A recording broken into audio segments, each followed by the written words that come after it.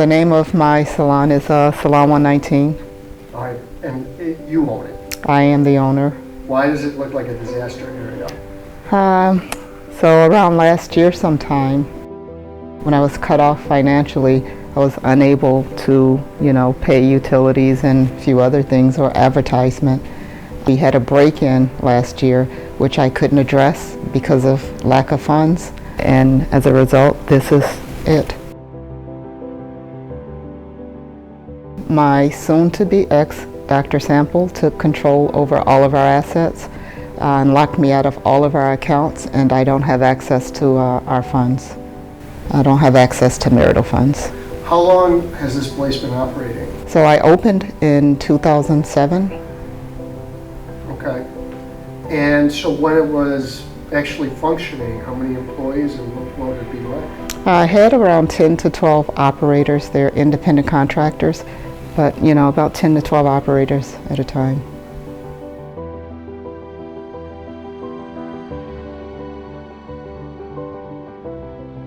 How would you describe her as a businesswoman? Jackie is a very good businesswoman. I was here when it was garbage, when it was abandoned, I should say, and she was able to turn it around, and it was thriving at one point.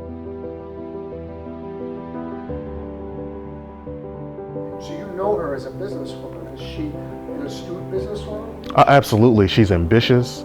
When our organization, when I first came in, Jackie was one of the foot soldiers, I would say, that was helping usher in resources for this organization. We barely had anything. And Jackie, among other board members, came in and said, no, this is going to be a premier organization.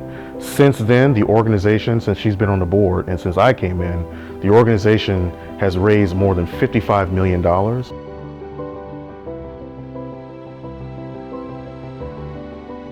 I'm really, just shocked to see the way it is now, because once she finished rehabbing, she went next door and started rehabbing that one.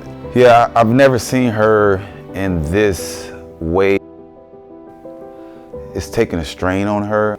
You've worked so hard to get what you have, and then someone comes or something comes and take it away from you.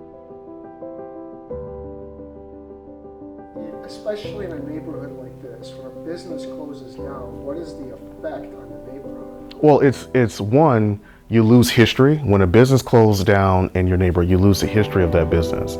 We have some long-standing business. Remember, this is one of the areas where this was, where you had a lot of the migrants from the South, from Mississippi and Alabama, Louisiana, come and not only live here, but start businesses here. So when you lose Black-owned businesses that have been entrenched here for decades, then you lose that history, you lose a connectivity. There is a sense of family and community that a Black business has in the neighborhood. So it's not just, hey, a transactional occurrence, it's also a relational occurrence that takes place. And so when you see that sort of closure, it really devastates the neighborhood, and it leaves a hole in the sort of the fabric of what we are.